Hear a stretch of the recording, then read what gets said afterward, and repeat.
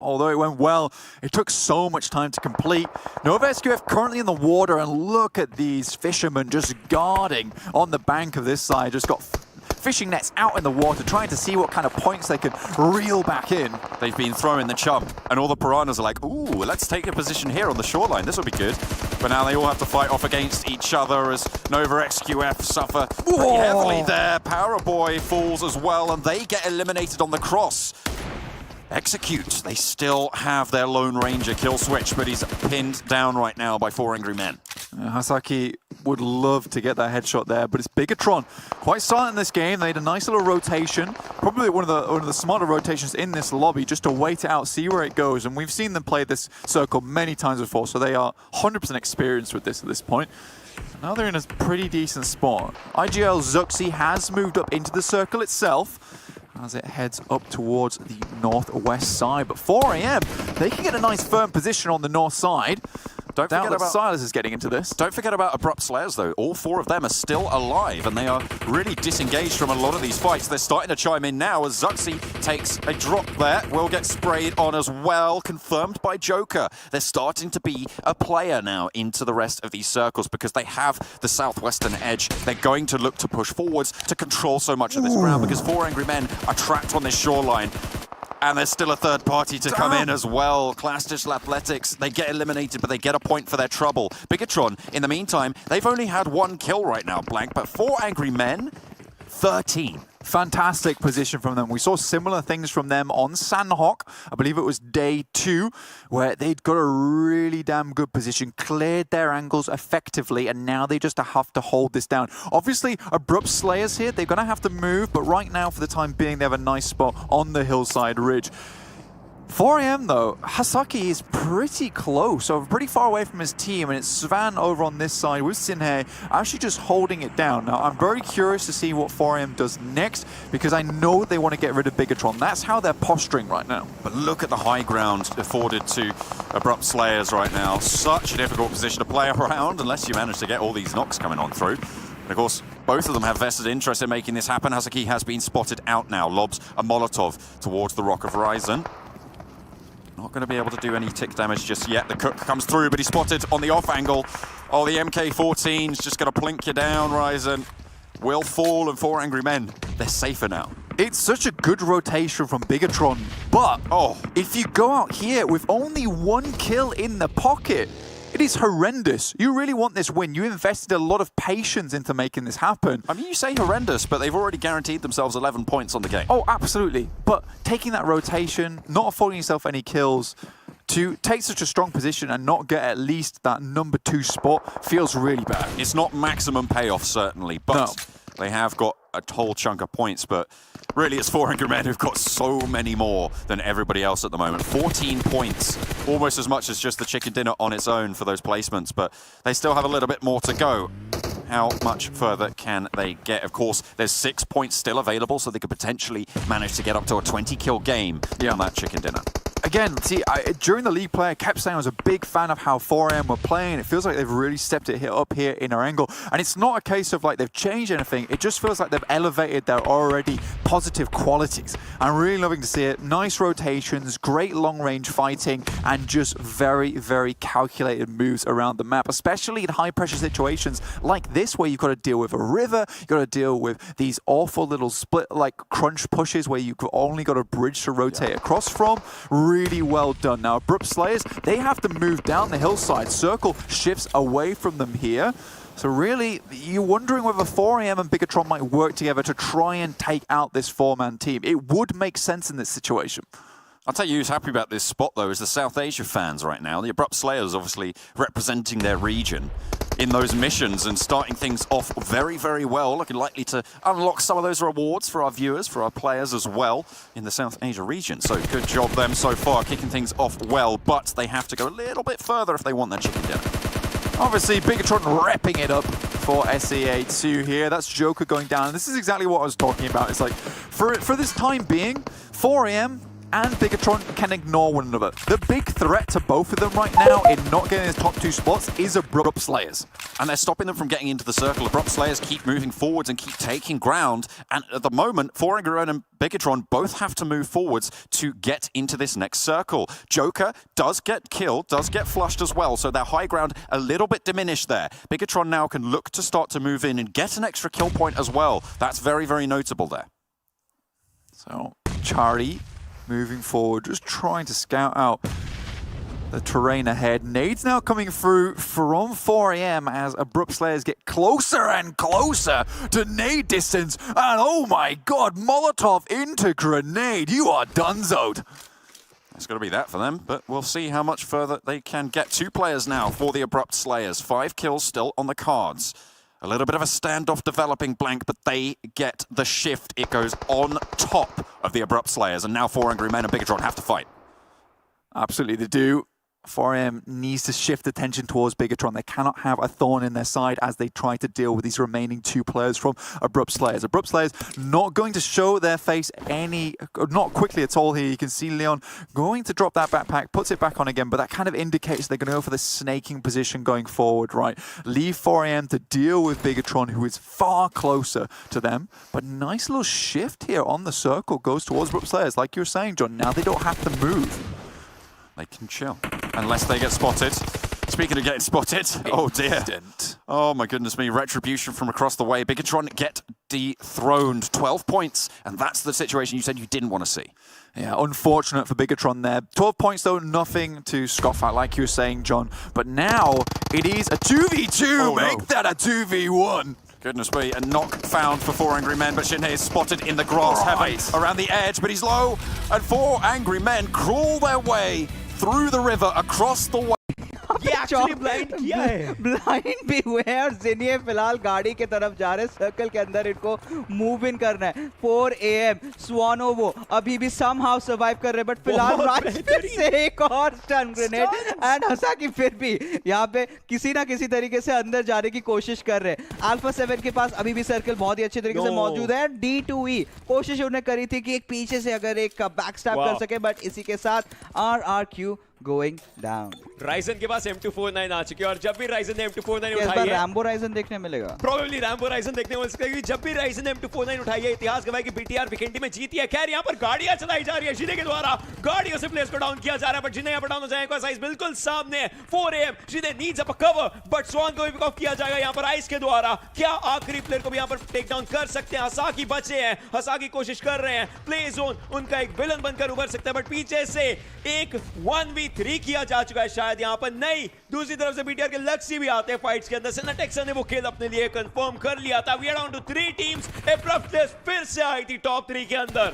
जी हाँ, बट फिलहाल जो फाइट है team BTR versus team alpha 7 esports, अगर बात करें यहाँ पे 3v3 का माहौल हो चुका है और सर्कल के अंदर ऑलरेडी मौजूद है अल्फा 7 के प्लेयर्स. तो BTR के लिए काफी ज्यादा लाजमी बनने वाला है कि यहाँ पे एक ना एक पिक निकाले. जक्सी की HP आप देखिए कितनी ज्यादा लो हो चुकी है, इनको भी हील अप करना पड़ेगा. राइजन बेरली एक पिक्सल पे सर्वाइव कर रहे थे, but law takes him down and might just get the second pick as well. No Lakshya बचे जरूर हुए, लेकिन वहां पर रिवाइवल मिलना चाहिए. लेकिन सर्कल आ रहा है, सर्कल को देख करके आपको आगे जाना पड़ेगा. ग्रेनेड स्वेबल्स का अच्छा इस्तेमाल यहां पर किया जा रहा है. लक्ष्य को कुछ भी करके मूव करना पड़ेगा. प्ले जोन BTR राइजन को लेकर के खत्म कर चुका है. 2 प्लेयर्स बचे हैं BTR के, 2 भाई. लक्ष्य और जक्सी की हेल्थ देखिए, बिल्कुल हेल्थ नहीं है उनके ऊपर. हील करने की यहां पर कोशिश जक्सी के द्वारा करी जाएगी, लेकिन alpha 7 on to the other side लेकर जाती है. इवन सो ज्यादा BTR यहां पर निकालेगी, बट A7 esports ये विन अपने हिस्से में लेकर के जाएगी.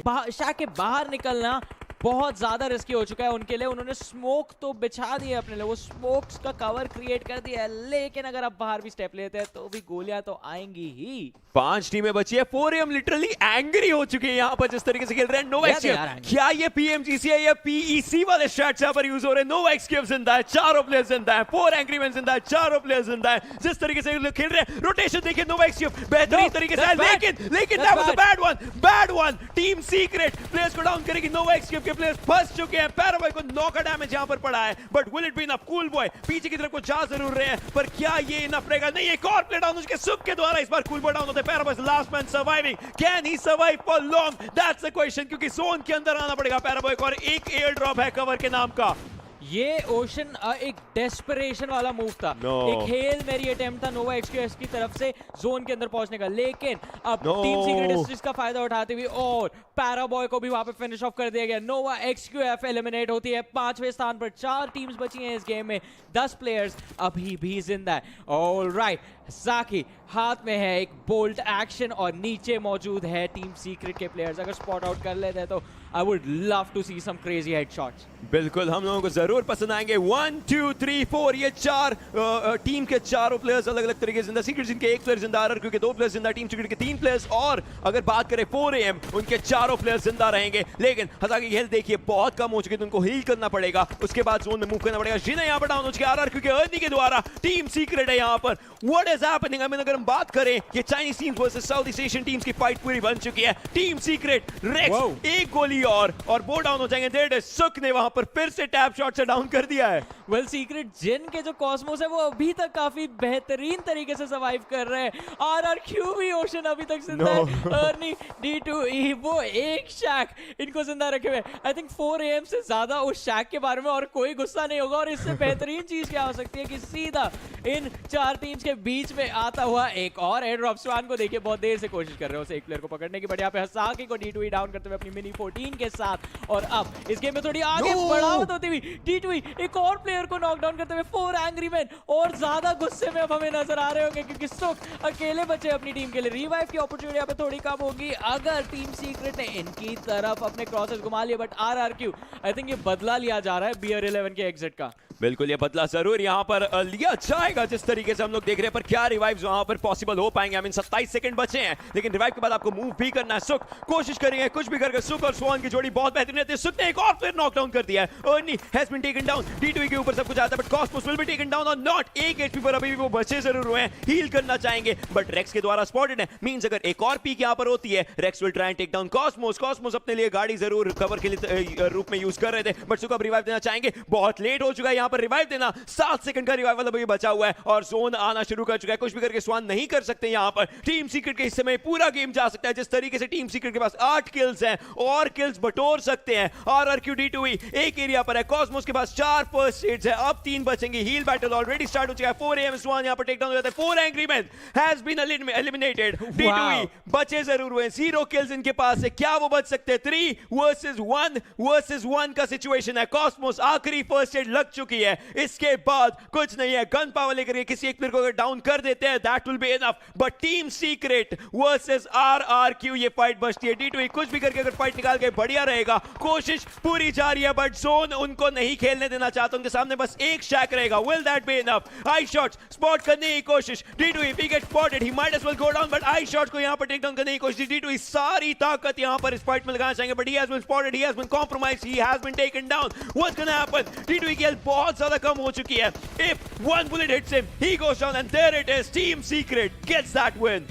वेल विन तो यहाँ पे टीम सीक्रेट को बैठे है और उसकी वजह से काइस्को के ऊपर एक बहुत ही इंपॉर्टेंट जॉब आ जाती है कि उनको बस सर्वाइव करना है। यहाँ पे उन्होंने हसाकी को एक और बार नॉकडाउन किया, फिनिश ऑफ करके किल भी सिक्योर कर लेंगे। बट सुक यहाँ पे प्रोन डाउन होकर मूव इन करने की कोशिश करे। ब्लू जोन का डैमेज पड़ता है वहाँ पे लूप्स के एक प्लेयर को, बट सुक के ऊपर भी गोलियां चला दी गई हैं। सुक को स्पॉट आउट कर लिया गया है। इसका मतलब सुक बेरली HP के साथ बचे। बूस्टर्स यहाँ पे रन कर रहे हैं। फेडरल वहाँ पे साइलस को निकालते हुए बीच से, जोन के बीच से अपनी टीम्स के लिए फाइट निकाल रहे हैं, लेकिन उसका मतलब फेडरल भी अपनी पोजीशन दे चुके हैं। लड़ाइयां हर जगह चल रही है, गोलियां हर कोई चला रहा है, लेकिन इस मैच को जीतेगा कौन?